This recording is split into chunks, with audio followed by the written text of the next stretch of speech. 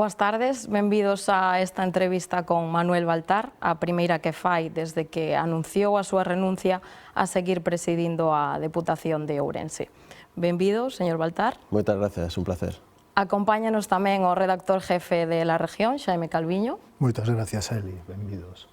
Señor Baltar, a pregunta que está en boca de todos, por que decidiu renunciar a seguir presidindo a Deputación de Ourense? Bueno, por un exercicio de responsabilidade, non? Eu presido o Partido Popular de Ourense, que foi o gran gañador das eleccións, tivemos máis votos, máis porcentaxe de apoio, máis número de concelleiros que en 2019, Estuvemos a 150 votos, 140 votos de ter o deputado 13 na Deputación, que nos daría a maioría absoluta.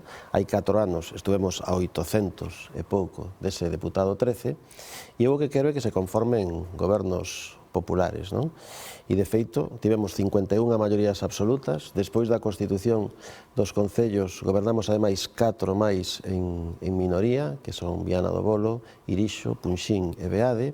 Cogobernamos en Ramirás e en Xinzo de Limia, e aínda está por ver o que pasará en Celanova e Castro Caldelas. Entón, creo que tendo máis votos que Soe e Bloque xuntos e sabendo que quen gaña unhas eleccións é quen goberna a institución máis importante da provincia, que é a Deputación, eu, días previos a calquer negociación que se pudera entablar, o que quixen era despexar calquera dúbida no sentido de que o que importa son os proxectos, o que importan son as siglas e o que menos son os nomes, non? E neste caso, a min, que levaba 11 anos, ainda estou en funcións, presidindo a Deputación e sendo un dos presidentes de España que máis tempo leva no cargo, pois o primeiro que plantexei foi facilitar un goberno PP na Deputación, que o que parece vai ser real, obxectivo conseguido, e sigo presidindo o partido máis importante da historia de Ourense, que volveu a dar unha lección de como gañar unhos comicios este pasado 28 de maio e que agora dará unha nova o próximo 23 de xullo, nin máis nin menos que favorecendo que un ourensán presida o goberno de España como Alberto Núñez. É difícil que o cuestionaran polos resultados electorais. Foi unha decisión personal ou forzada? Non, absolutamente personal. Eu creo que teño a perspectiva suficiente para saber que a política necesita de cando en vez este tipo de movementos que poden ser sorprendentes, pero que sin dúbida allanan o camiño e fan que o que prevaleza que sexan os proxectos. Nos obtivemos 51 maiorías absolutas, como dixen antes, o 28 de maio. Das 135 do total que ten o Partido Popular de Galicia en Galicia. É dicir, o 40%, é dicir, 4 de cada 10 maiorías absolutas do Partido Popular en Galicia son da provincia de Ourense.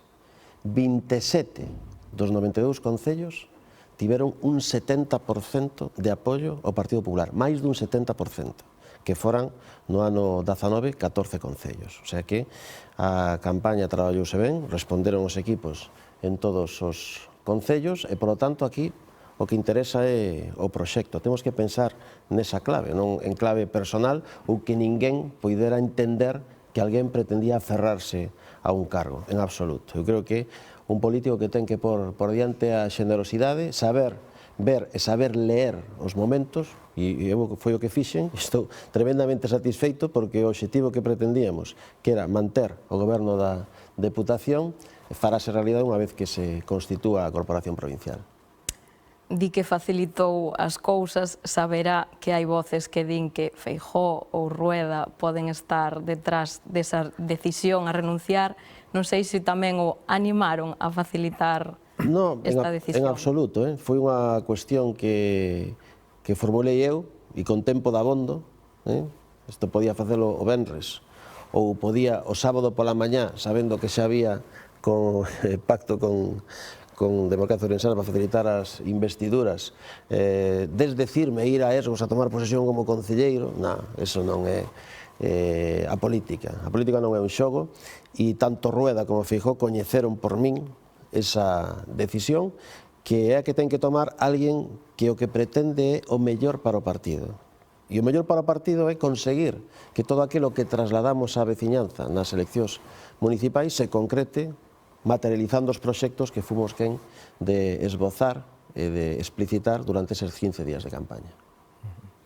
O tema das multas, da utilización dos coches oficiais, todo eso influiu na súa decisión de renunciar a seguir liderando a Diputación? Non, nin na decisión, nin, por suposto, creo que tivera un impacto electoral. Aínda que algúns fixeron campaña exclusivamente con eso. E iso está estudiado en todas as consultorías que se levan feito de campañas electorales do mundo. Cuanto máis fales do rival, aínda que sexa mal ou aínda que sexa ben, e menos fales do que tes tú, pois electoralmente a incidencia non vai a ser a que pretendía. Eu creo que ter máis de un 70% en 27 concellos, que é case a terceira parte dos concellos da provincia de Ourense, esas 51 maiorías absolutas, o quedar a menos distancia do deputado 13 en 2023 que o 2019, pois evidentemente fala dun resultado e dun comportamento electoral que non se viu sustancialmente alterado por ningunha desas cuestións que para facer ruído e coa turbulencia que caracteriza pois fixeron os partidos da oposición, un deles, por certo, o socialista, que perdeu nin máis nin menos que 12.400 votos en 4 anos nas eleccións do 28 de maio. Recibiu máis lume amigo ou enemigo durante todo este proceso? Bueno, eu estou absolutamente preparado para recibir lume de todo tipo. E o que sentín por parte do partido é o que fago eu cando algúns dos que na miña xurisdicción ou na miña competencia, que é a provincia, pois se ven tamén, pois non digo atacados, pero vituperados, non? E é protexer sempre e falar en clave de política, en clave de proxecto e en clave de campaña electoral. Entón, eu teño unha... resiliencia non é a palabra, nin resistencia, eu lle chamei sempre coeficiente de encaixe. É dicir, saber perfectamente encaixar calquer tipo de crítica e tamén valoralo ou non en función das expectativas que ten aquel que a formula, non? Se estamos falando de crítica política facilona, marrullera, para facer dano nunhas eleccións, evidentemente, o pasar dela e a ignorancia é a mellor resposta. Entón, cal é a, digamos, o argumento principal, a razón principal de que vostede puxera fin ao seu ciclo político na Diputación? Bueno, pois creo que o dixe, non? Que a Diputación seguira tendo un goberno do Partido Popular. Eu podía seguir ata o venres ou o sábado, dicindo vou a ser concelleiro, vou a ser elexido deputado provincial, vou a ser presidente da Deputación, co evidente risco de que o que rematara esa operación fora con eu mesmo como voceiro da oposición da Deputación, cuestión na que evidentemente eu non vexo a ninguén que haxa presidido unha institución despois formando parte ou exercendo a oposición, non? Porque creo que cando un ostenta máis alta representación dunha institución como a Deputación Provincial, pois o que ten que facer é ter esa perspectiva e esa capacidade para arbitrar, para moderar e para interpretar e saber ler o que é mellor, neste caso, non só para a institución, sino para a forza política que represento. Entón, é un xesto, unha decisión absolutamente meditada, con tempo suficiente para que se pudera chegar a calquer tipo de acordo, que afortunadamente pois se chegou. Vostede foi moneda de cambio nesas negociacións? Creo que non, porque esas negociacións creo que foron posteriormente a todas, se esperou ata o final, primeiro se estaba falando de concellos e demais, e despois cando se empeza a falar de outro tipo de institucións, da outra que estaba en cuestión, que en Liza, que é a Deputación, eu xa estaba apartado de esa querencia por continuar sendo non só diputado, sino presidente da Deputación, entón en absoluto moneda de cambio. E se fora moneda de cambio, fun eu o que me convertín ou facilitei que esa circunstancia non impedira que o Partido Popular gobernara a Diputación. Que opinión ten do pacto do seu partido con Gonzalo Pérez Jácome? Bueno, primeiro, eu dixen nestes mismas aquí en la región que non pactaríamos con Jácome desta volta. Existiron cuestións gravísimas durante a campaña que fixeron que fósemos onde a xustiza, que todavía estamos esperando a evolución desas denuncias, e a xente votou, e a xente dixo que o gañador das eleccións no Concello de Ourense pois foi Democracia Ourensana, e eu o que si fago é respetar o resultado das urnas, sexa cal sexa, porque tamén pido que se respete cando eu gaño as eleccións ou cando a miña formación ten un magnífico resultado. A partir de aí, eu creo que toda a xente poido ver que o Partido Popular, desde o primeiro momento, ofertou ás outras formacións un pacto de goberno para evitar que Gonzalo Jácome fora alcalde, que todos antes das eleccións parecía que estaban de acordo e que era un mantra asumido, pero nin PSOE nin Bloque se presentaron a esas xuntanzas que promoveu o mellor alcalde da historia de Ourense, Manuel Cabezas, que foi o máis votado despois de Democracia Ourensana nestas eleccións, tal e como preveían as enquisas, ser o máis votado que o Partido Socialista, que era do que se trataba, e ese goberno de concentración que se plantexou pois, foi rexeitado.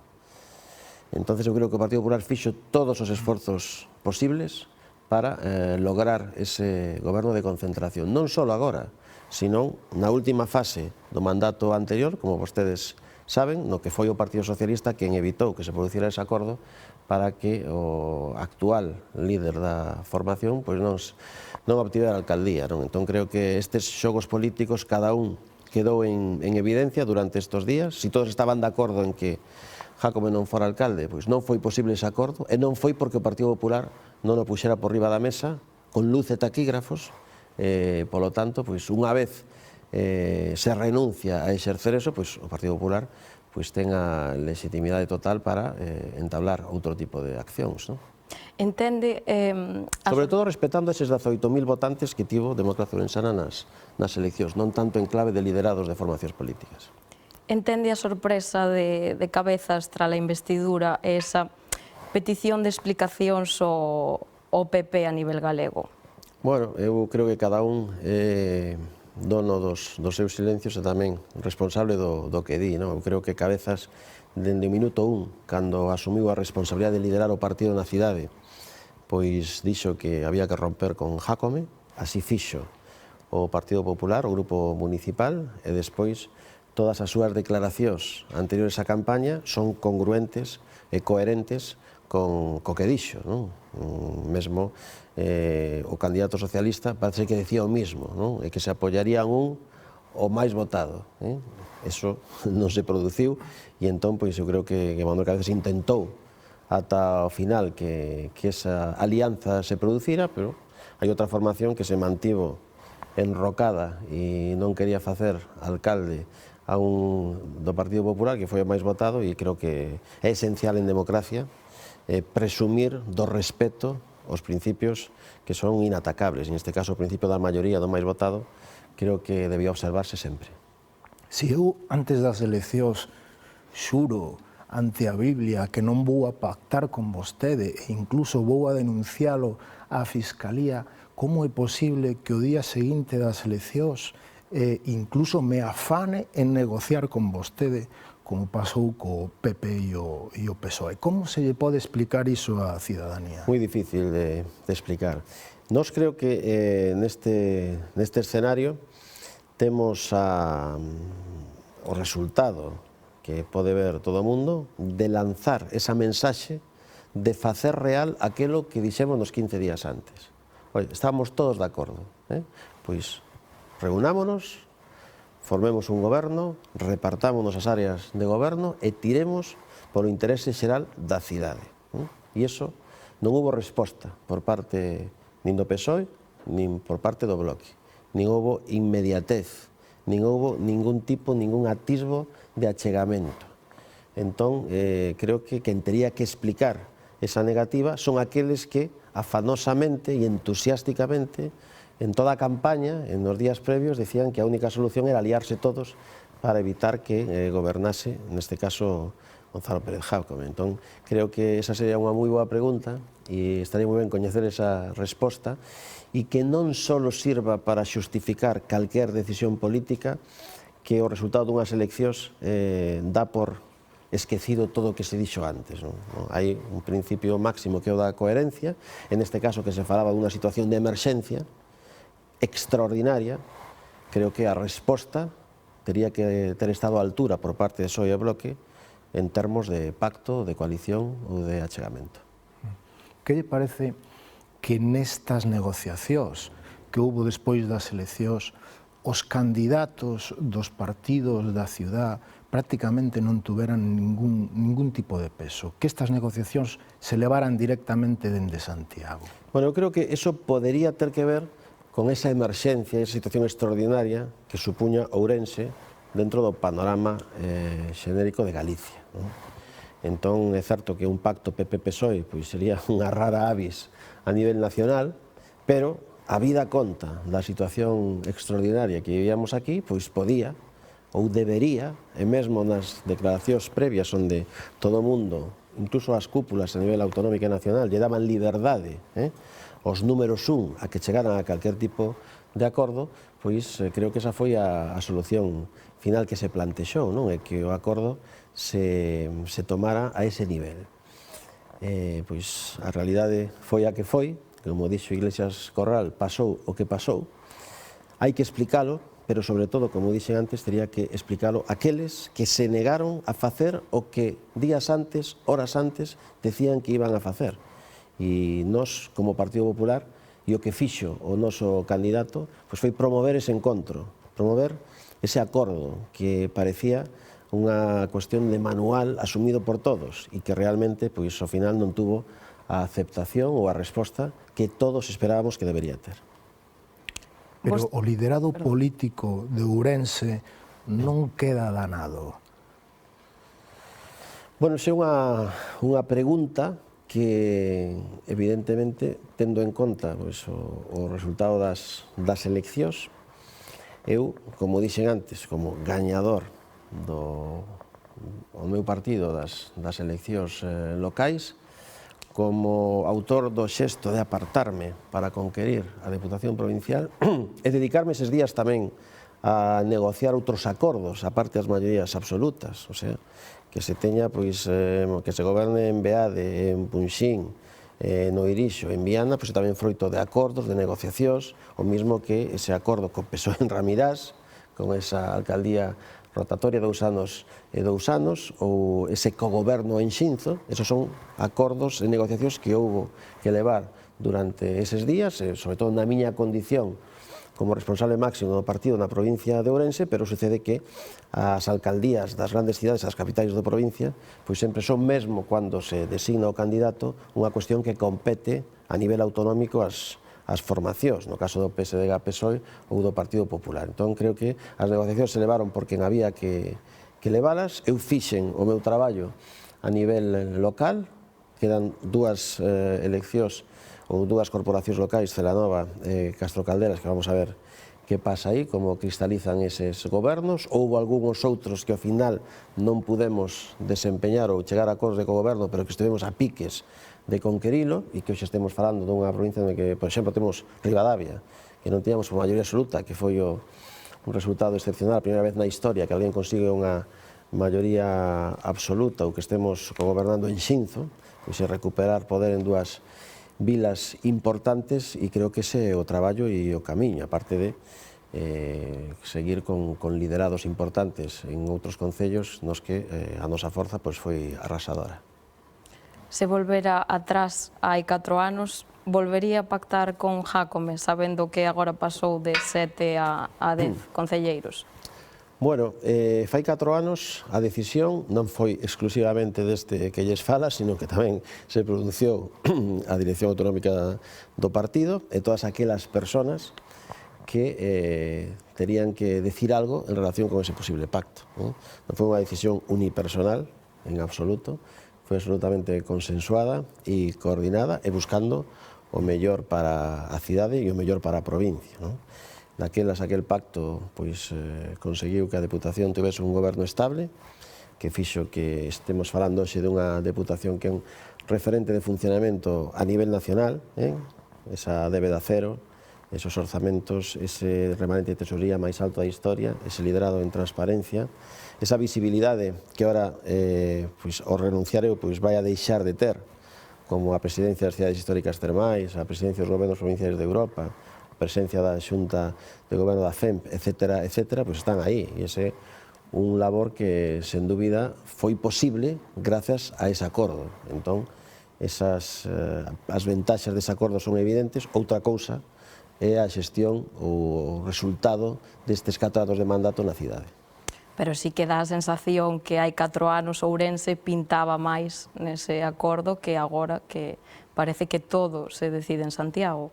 Bueno, posiblemente porque fai 4 anos o acordo foi moito máis rápido, o acordo foi na primeira semana despois das eleccións e agora pois se estuvo xogando dun xeito diferente con outras claves, existía esa polémica con implicacións xudiciais das que falamos que non existía fai 4 anos e ese enrocamento de todos contra Jácome que parecería cristalizar despois das eleccións que ao final non se produciu, non? Que pasaban os días e iso que decían todos que iban a facer pois non se producía. Entón, claro, a situación é diferente, non? E iso que, como dixen antes, nesta ocasión os votos que nos faltaron para a maioría absoluta da Diputación foron escasamente 140, non? E, bueno, que estuvemos aí a menos de medio punto da maioría absoluta do goberno provincial, pero afortunadamente vai a seguir en mans do Grupo Popular, que foi o único que se presentou cun proxecto nestas eleccións, como fixéramos no 19 e no 2015, para gobernar a Deputación. Que pasou? Como interpreta vostede que 18.500 ourensáns lle deran o voto a Jácome e, sobre todo, despois de escoitar os audios da región onde el confesa abertamente cometer irregularidades, cobrar mordidas a constructoras, a personal eventual, que seguramente noutras cidades houbera tido un efecto directo? Pois, eu creo que a democracia actuou, e como dixen antes, hai que ser sumamente respetuosos con eso, non?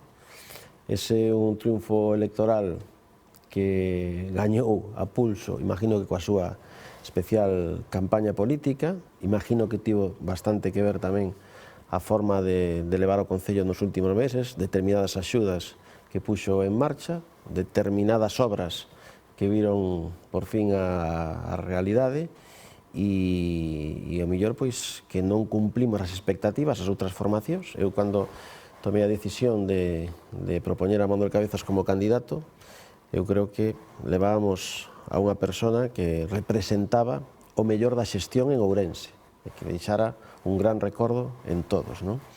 E nadie cuestionaba que fora o candidato máis votado de todos os que estaban en liza, e precisamente a mellor esa decisión foi a que motivou que o Partido Socialista recuperara a un alcalde como Paco Rodríguez, que tampouco había ganado, que non había ganado nunca unhas eleccións, porque en 2011 as ganara Rosendo Fernández, o candidato do Partido Popular, non?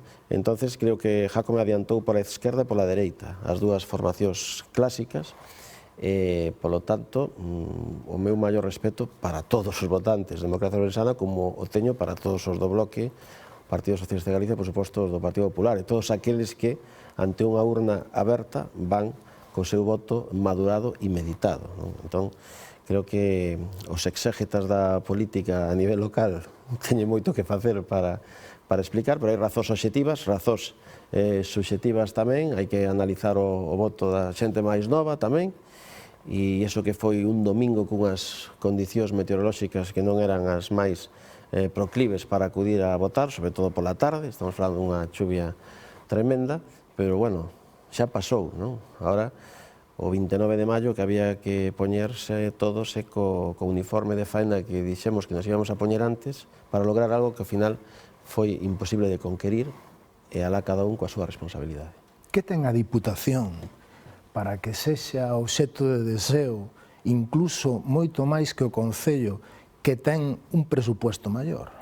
Bueno, porque as deputacións que van para 200 anos, nos celebramos no 22 o bicentenario da Deputación, son un modelo de funcionamento que xa instauraran os romanos na súa época, o concepto de provincia, que no estado actual autonómico levaron o protagonismo da configuración das comunidades autónomas e que o seu réxime competencial é tan amplo que eu, como digo sempre, o que non é da nosa competencia é da nosa incumbencia. É dicir, un alcalde ou alcaldesa, e temos 92 na provincia de Ourense, si teñen un problema, a quen chaman é o presidente ou a presidenta da Deputación.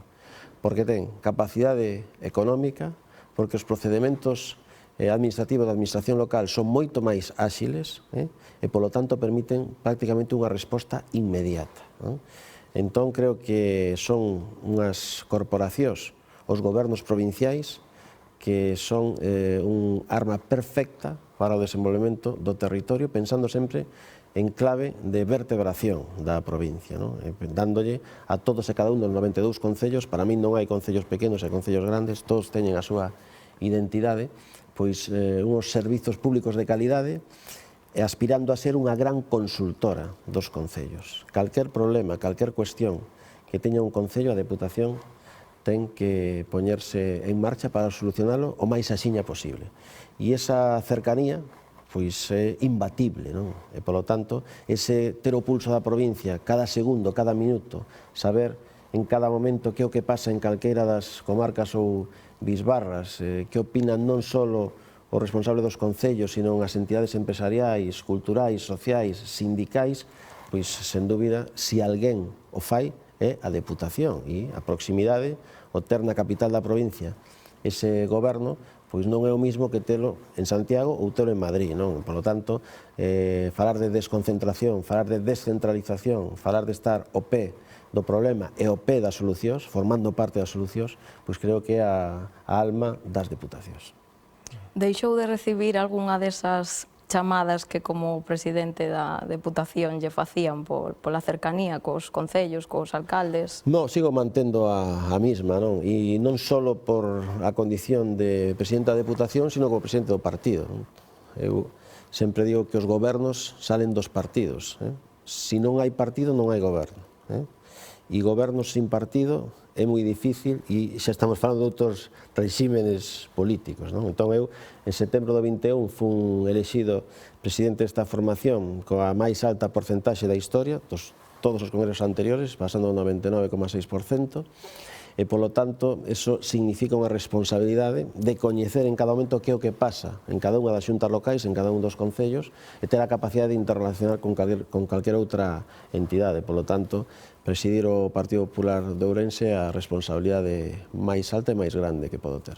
E vai intentar seguir presidindo o partido ou onde se ve agora? Bueno, vamos a ver, isto é unha pregunta que se plantexa cando se convoque o próximo Congreso. Será unha decisión, como fixen antes, que terei que tomar tendo en conta todas as opinións, todas sobre todo os meus máis directos colaboradores en cada concello, en cada comarca, e, polo tanto, pois é unha función que me apaixoa, e eu agora me vou a reincorporar ao meu sitio como funcionario da Administración Pública, formo parte do Corpo Superior da Administración Xeral da Comunidade Autónoma, onde tamén estarei, como estiven sempre, moi a gusto, coa miña especialidade xurídica, pero evidentemente cunha pasión e cunha vocación pola política que non diminuiu nin un ápice, e a forza, a ilusión e as gañas son máis grandes que nunca. Que Deputación deixa Manuel Baltar? Cales son os logros e os retos pendentes? Bueno, eu falaba en campaña que no 15, por poñer exemplos visibles, deixamos en colaboración con a Banca o edificio Provincia Intelixente, que alberga a máis alta concentración de alto emprego tecnolóxico da comunidade autónoma, aquí na Finca Sevilla. Neste pasado mandato, o Centro Galego de Formación Profesional Eduardo Barreiros, que é un polo de emprendemento e de investigación non só de Galicia e do norte de España, sino tamén do norte de Portugal, e no seguinte mandato era convertir o Pazo no gran hotel balneario un dos referentes en Europa, pero por aí, polo medio, pois quedan tropecentas cousas, desde, como dixen antes, a débeda cero, milleiros de obras por toda a provincia en todos os concellos, ese festival de cinema, por falar de cultura, Ourense ICC Week, que son emblemas desta administración, o noso papel liderando en transparencia os gobernos provinciais de España, aprobar os orzamentos antes que ninguén, o remanente de tesorería máis alto tamén da historia, esa alianza e cooperación con outras administracións a todos os niveis para executar e poñer en marcha programas europeos máis que visibles e que van no camiño do turismo, esa aposta para convertir a Ribeira Sacra en patrimonio da humanidade, o himno da provincia, o debate sobre o estado da provincia, cuestións que teñen que ver coa identidade, eu levo aquí un pin da xeración Nós e isto só se pode levar en Ourense, que é a reivindicación permanente do galeguismo político, dun xeito de facer as cousas que aquí en Ourense lle demos en chamar ourensanía, que é unha palabra que evidentemente chegou, e polo tanto, pois, unha serie de cuestións das que me sinto absolutamente orgulloso, que non son miñas, sino que son do equipo de traballo que tuven durante este tempo, que, insisto, forman parte dun proxecto político do que nace, que é o importante, o proxecto político, que é o Partido Popular de Ourense. O Partido Popular de Ourense sempre tivo unha identidade galeguista que vostede insistiu nese camiño. Teme que de aquí o futuro se poida perder ese valor? Eu creo que forma parte da alma deste partido, non? Eu creo que non ten que haber dúbidas neso, porque nos equivocaríamos como Partido Popular se deixáramos que descendera un milímetro ese nivel de autoexigencia, de resposta á trayectoria e a homenaxe de tanta xente que loitou antes por estes ideais. Mire, eu coñecín personalmente, tive a oportunidade de falar con persoas como Eulogio Gómez Franqueira, como David Ferrer Garrido, como Victorino Núñez Rodríguez, evidentemente con José Luis Baltar, con xente que levou a Ourense por bandeira e que entendía perfectamente o sentir da provincia, pero non era unha cuestión unilateral ou caprichosa, era despois de escoitar a esa provincia, de leer a esa provincia, porque temos afortunadamente grandes literatos na nosa historia, esta provincia que foi berce do galeguismo político, onde naceron formacións como Coalición Galega, que estaba a ser chamada o PNV vasco ou Convergencia e Unió en Cataluña, e polo tanto con figuras como esa, das que tuven a sorte de coñecer e aprender, pois quedan mensaxes como unha frase de Franqueira, que cando alguén lle iba non a recriminar ou a cuestionar algunha decisión de carácter político, el lle dicía, mira, tú eres unha persona moi responsable, moi traballadora, pero isto é un edificio, e tú estás na planta 3 e o mellor dices, aquí estamos construindo, fai falta máis cemento, unha mau de pintura, que veñan máis obreros, pero é que eu estou arriba de todo e estou vendo como se vai facendo e como se vai construindo o edificio. Entón, a visión que teño é máis xenérica, escoito a todos os responsables de todas as plantas e o que se fai porque é o que mellor convén para que a obra salga ben. Por iso que cando en algún momento nós non entendemos algunha decisión, seguramente que o que a toma por coñecer perfectamente o pulso da situación e do momento, sobre todo por ter claras as expectativas e os retos ambiciosos que temos por diante, pois ten que ser así. Entón creo que da man de todos eles e por responder con orgullo o seu traballo e o seu compromiso, pois creo que o Partido Popular de Ourense ten que seguir tendo esa OU en mayúsculas, xa no seu momento, cando o Centrista de Galicia se incorporou ao Partido Popular, fixemos que a G de Galicia pois fose máis grande, non? Iso foi unha obra de Manuel Fraga na súa presidencia que supo entender isto e foi o que laminou as posibilidades de que existira en Galicia unha formación de centro-dereita galeguista, porque a formación de centro-dereita galeguista é o Partido Popular.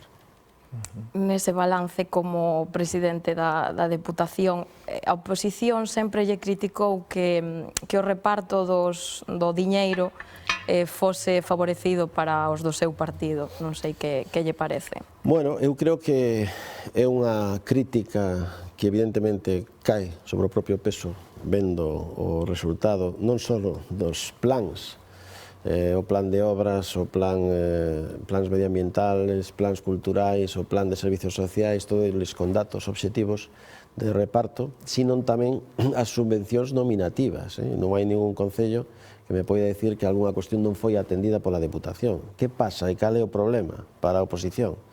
Que gobernamos en 2 de cada 3 concellos da provincia de Ourense. Entón, o normal é que 2 de cada 3 concellos que reciben axudas sexan dunha formación como é o Partido Popular. De todas formas, eu o que si lle desexo á oposición é que sigan facendo esa mensaxe, porque levano facendo varias décadas e esa mensaxe non cala entre os veciños, porque os veciños ven en todos os seus concellos obras con cartéis da Deputación Provincial que responden á iniciativa dun goberno como o noso, que o que sí que ten que atender a todos por igual, que non estableza ningún tipo de diferenciación, pero que ninguén pode poñerse de perfil ante unha provincia onde os resultados electorais, o vimos de ver outra vez, o 28 de maio, responden sempre masivamente a unha proposta política que é a do Partido Popular. Quen é o seu candidato favorito para presidir a Deputación? Pois mire, non teño nin candidato nin favorito e aparte non o vou a votar porque ao non ser concelleiro non vou a ser chamado para a elección de deputados provinciais. O Partido Popular ten dúcias de candidatos que puideran exercer dignamente e con altura de miras ese cargo. O que non vexo noutras formacións, no meu partido, sendo tan grande, pois existen exemplos dabondo. Por lo tanto, eu non teño ninguna dúbida que quen presida a Deputación de Ourense será unha persoa do Partido Popular con esa visión, a quen eu trasladarei as cuestións que pensábamos desenvolver nos próximos tempos, fundamentalmente o noso proxecto Plan de Mandato 21-27, e coa axuda do Goberno da Xunta Popular e coa axuda do próximo presidente do Goberno de España, un ourensán que sabe onde están cada un dos 92 concellos e sabe perfectamente cales son as súas necesidades, estamos a punto de vivir un tempo importante para a provincia de Ourense. César Fernández, alcalde de Ribadavia, Luís Menor, alcalde de Pereiro de Aguiar, dá a sensación de que están entre os mellor colocados. Bueno, habería que preguntarlle a eles. César xa é deputado provincial, xa forma parte da institución provincial, xa tuve unha experiencia como vicepresidente, conseguiu un grandísimo resultado en Ribadavia, el solo, da nada, e poñendo en marcha un resultado, como dixe antes, que non se producira antes. El Luís Menor é unha persona sobradamente capacitada, con experiencia, tamén con presencia no Goberno Autonómico como director xeral. César foi tamén parlamentario autonómico, son dous perfiles, pero como eses podíamos falar de 6, 7, 8, 10, que creo que o farían dignísimamente. Entón, creo que a Deputación Provincial vivirá un goberno que terá a fortaleza suficiente para afrontar eses retos e eu, como presidente do partido, acompañando todas as súas accións. Que outros 6, 7, 8, porque as opcións vanse acurtando? Non, porque quedan poucos deputados por elexir neste momento. Calquera dos que está, a ver se vamos a despreciar algúns dos que foron elexidos, pero quedan 6 por elexir en Ourense, quedan Valdeorras e créame que nos 37 concellos que hai no Partido Judicial de Ourense, o mellor me quedo curto falando de 6 ou 8, estamos falando de 10, 12, 15. Entón, a democracia tamén ten que actuar, e evidentemente o partido, porque o mesmo partido, o comité electoral que propón os deputados provinciais, tamén é o mesmo que propón os parlamentarios autonómicos ou os deputados e senadores, que vimos agora unhas listas cargadas de ganas de gañar e de conseguir o 3-1 no Congreso para facilitar a presidencia de Núñez Feijóo, pois ese respeto aos procedementos e ese respeto a ese ente do que deriva todo, que é o Partido Popular de Ourense. Hai división entre valtaristas e non valtaristas ou ruedistas? Bueno, eu nunca advertín ningún tipo de división, e de feito, todo este tempo foi un tempo de pax absoluta. Se está reproducindo nas eleccións de deputados provinciais, están votando todos a mesma persona, a que finalmente acaba presentándose ante a Xunta Electoral para recibir o apoio mayoritario das concelleiras e concelleiros, e eu nunca falaría tampouco de valtarismo, falo de ourensanismo, é dicir, de creer en Ourense, ter claro que o interese máis importante é o da provincia, e creo que iso ten asimilado todos os números 1 do Partido Popular nos concellos da provincia. Por certo, nestas eleccións fomos quen de renovar a terceira parte, e nos 13 anos que levo como presidente fomos quen de renovar o 85% dos números 1. Por lo tanto, é un labor que tamén é importante, pero que tamén é un labor de partido. Vostede foi o primeiro que apoiou a Alfonso Rueda cando houbo que revelar a Núñez Feijóo na presidencia da Xunta de Galicia. Sinte, no seu caso, o mesmo apoio?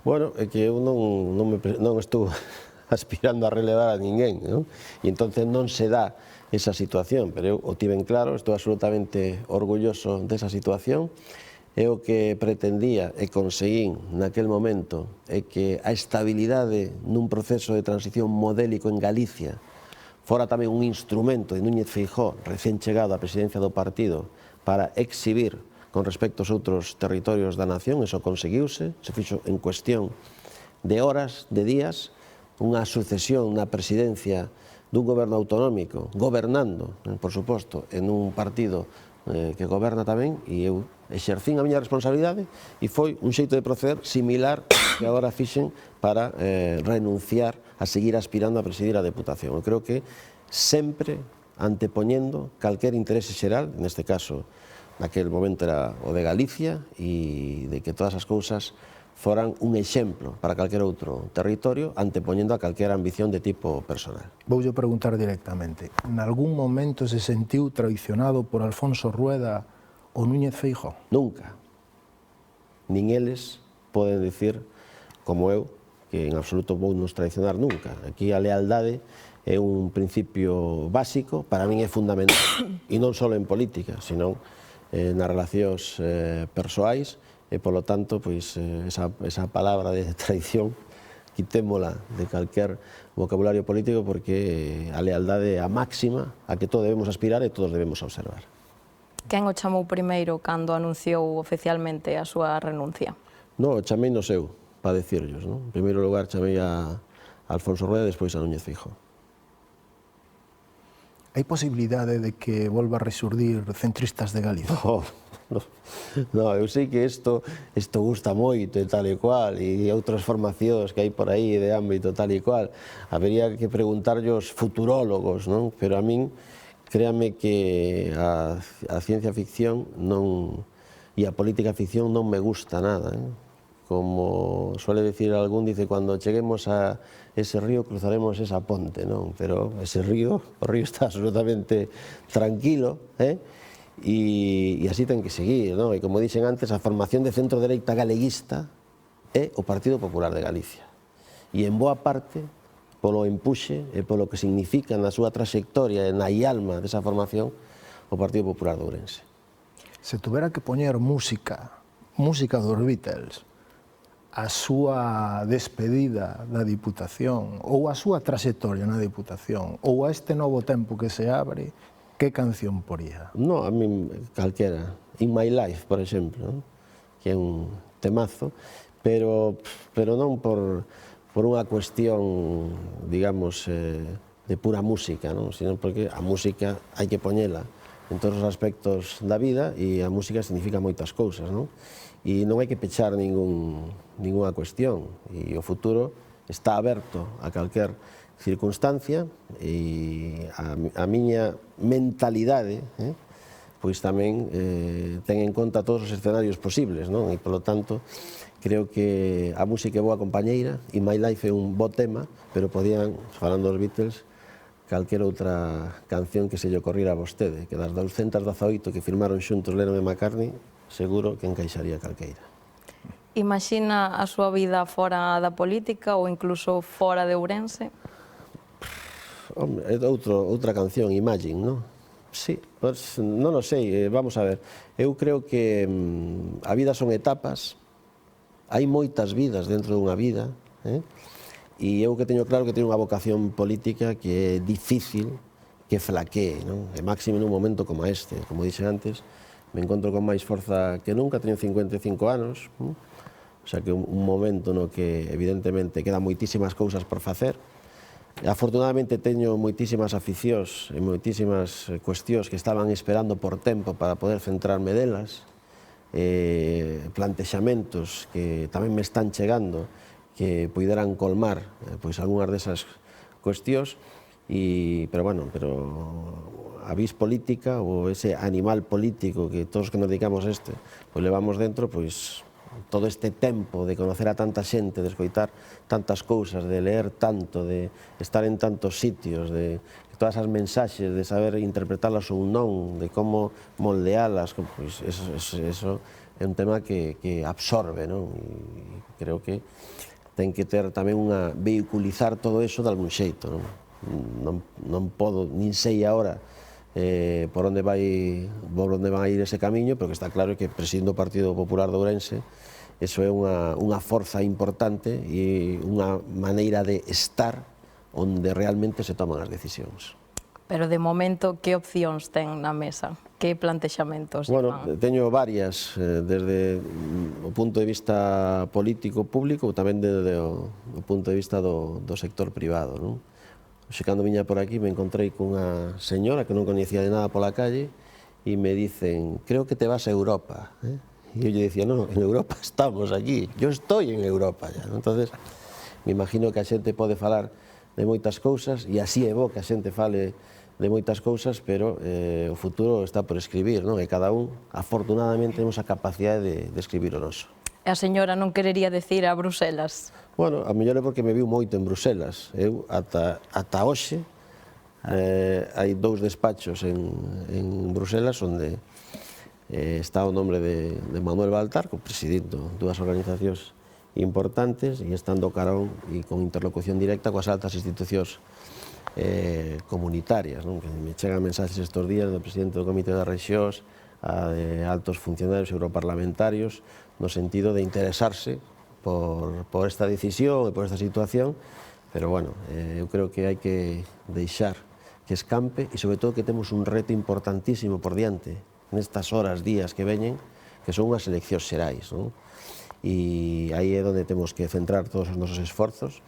Vou a desgañitarme, como sempre, na campaña, pedindo o voto para o proxecto fiable que pode devolver a España o camiño da credibilidade e da solvencia, que personaliza o Ourensán, e, polo tanto, vayamos paso a paso. Vostede destacou por converter Ourense nun plató de cine, eso era unha das súas máximas na Diputación, incluso polo seu apoio ao Festival de Cinema, non? Permíteme que cite un clásico. Nestas últimas semanas sentiuse en algún momento solo ante el peligro?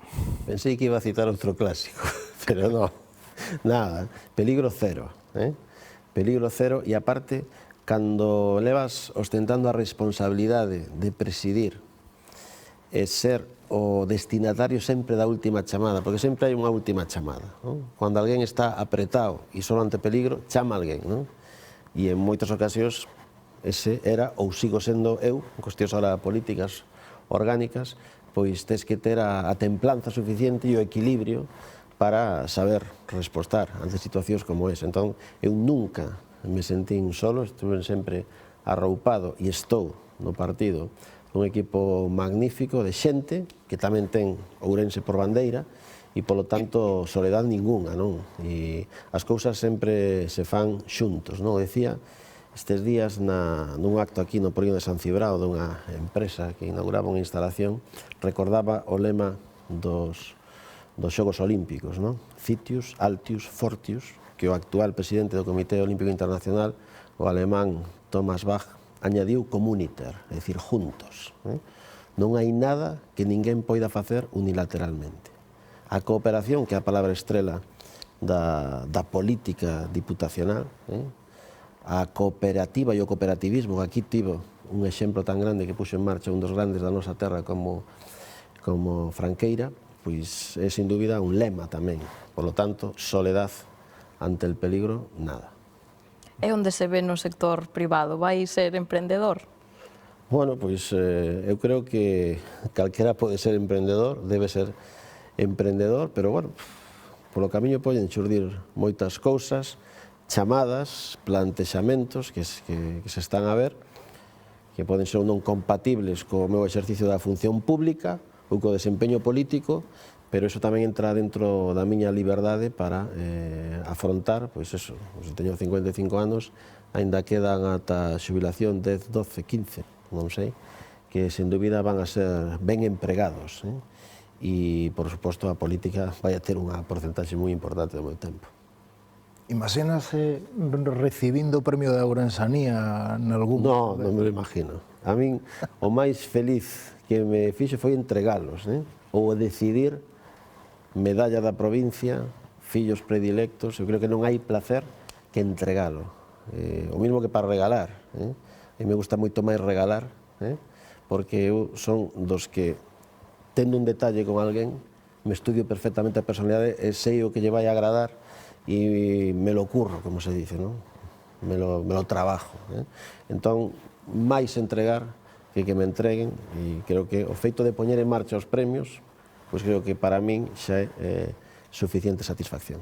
E que lle agasallaría, non sei, a Rafael Villarino? Unha bufanda, porque xogou a Harry Potter cando se presentou a líder do Partido Socialista e creo que o mellor algunha que lle poida regalar eu non la ten todavía. E Alfonso Rueda? Bueno, pois eu creo que unha pluma, Creo que está a punto de asinar nestes próximos anos importantes cuestións para Galicia, na man dun ourensán como Núñez Feijóo, e creo que a vai a ter que empregar. A Núñez Feijóo? Bueno, Núñez Feijóo creo que debería ser o primeiro presidente do goberno cun bastón de mando, que é o que se outorga a nivel municipal, porque non sendo nunca concelleiro, foi o alcalde de Galicia, exercendo a súa presidencia. E, polo tanto, creo que exemplificar con ese bastón de mando o aluvión de confianza que vai a ter nas eleccións do 23 de xullo. A Pedro Sánchez? Non sei, igual unha mascarilla. Eu tive a oportunidade de, como Xunta de Goberno da FEM, de participar nunha videoconferencia nos momentos máis duros da pandemia e falar en nome do meu grupo con Pedro Sánchez e expoñerlle a nosa situación e falaba eu da excesiva propaganda, de moitísimas notas de prensa, moitos titulares, pero de pouca efectividade nas axudas que non daban chegado ou do material cirúrxico. El se comprometeu a ter, do mesmo xeito que tiña unha reunión con todos os presidentes das comunidades autónomas, de facelo tamén unha vez ao mes coa Xunta de Goberno da FEM, o sea, cos concellos e deputacións da España, e sabe vostede cantas veces se produciu esa reunión? Esa só, xa non houve máis. Entón, creo que, bueno, eu creo que o seu tempo chegou, puxo as eleccións nunha etapa certamente que non é a mellor, e o fixo o día seguinte do resultado das municipais, que evidentemente foi un fracaso personal, porque non hai Partido Socialista, hai Pedro Sánchez, e creo que o resultado, o 23 de xullo, pois non sei se vai anunciar días antes a retirada de non aspirar a presidencia do goberno pensando no mellor para o partido ou para o goberno de España, pero creo que non hai outra solución, ou a solución se chama Alberto e se apellida Núñez Feijóo. Con quen da oposición que tivo estes anos se iría a tomar un viño? Intuyo que con Villarino non.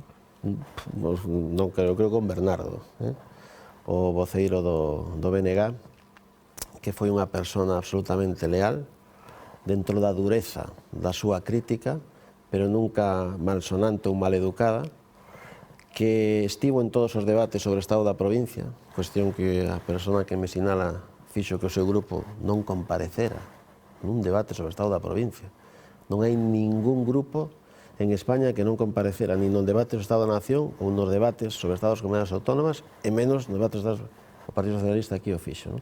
Sin embargo, Bernardo estivo sempre á altura das circunstancias, aprobando cousas conxuntamente, dicindo o que lle parecía mal dos nosos plantexamentos e permitindo tamén que nós lle dixéramos o que non veíamos ben dos seus. Entón, eu creo que sí, que aí vai a quedar unha moi boa relación. Sería tan bo presidente da Deputación ou iso xa é exaxerar moito? Quen, Bernardo?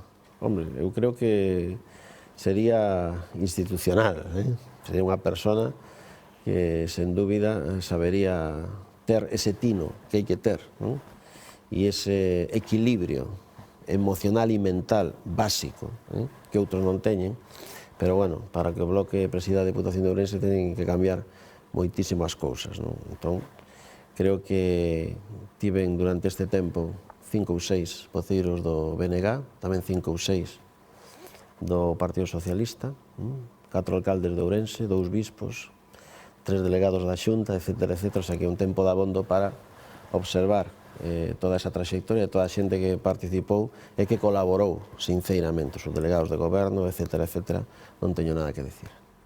11 anos e medio, acábase unha era. Bueno, unha era, non? Son o segundo presidente da Diputación que estivo máis tempo continuadamente no cargo. O primeiro foi José Luis Baltar e superei a un Victorino Núñez que foi na provincia de Ourense pois, alguén que tamén tivo unha relevancia máis que importante, operando sempre no centro-dereita galeguista e facendo pois, unha deputación. Despois presidiu o Parlamento de Galicia e eu viñeme do Parlamento para presidir a Deputación de Ourense, por lo tanto, sí, se pecha unha etapa esta, que creo que foi fructífera para a Deputación de Ourense, por deixala nas mellores condicións para seguir operando con ela, para seguir afrontando ou pensando en calquer proxecto de relevancia para a provincia, e, por lo tanto, tremendamente satisfeito. Corre algún risco o proxecto do hotel balneario? Bueno, eu voulle trasladar a quen presida a Deputación e o seu grupo de goberno cal é a situación actual.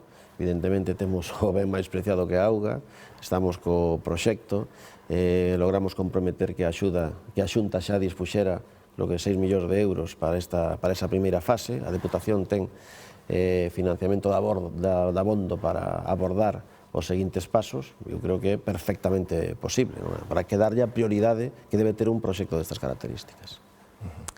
Ialle decir que o PIN que non trae hoxe o da Ourensanía ten algo que ver con algún sentimento de decepción do que reflexaron as urnas, tal vez? No, ao revés. Eu creo que non foi... Vindo antes de entrar ao plató que teño este, nuns teño un PIN, noutros teño outra. Eu creo que este engloba perfectamente o que é a Ourensanía, leva o tamén aí, que é unha provincia que nos saliu redonda, como a cunca o plato no que tomamos o pulpo ou a roda da fiar, e creo que decepción non hai ningún. Eu creo que a Ourensanía sigue latexando, debe seguir latexando, e eu, con todas as miñas forzas, vou a facer posible que eso sexa así, non?